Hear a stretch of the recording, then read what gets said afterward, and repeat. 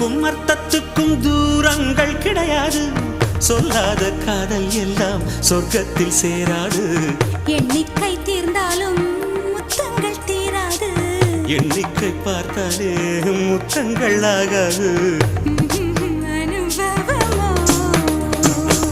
என் வீட்டு தோட்டத்தில் பூவெல்லாம் கேட்டுப்பார். என் வீட்டு ஜன்னல் கம்பி எல்லாமே கேட்டுப்பார்.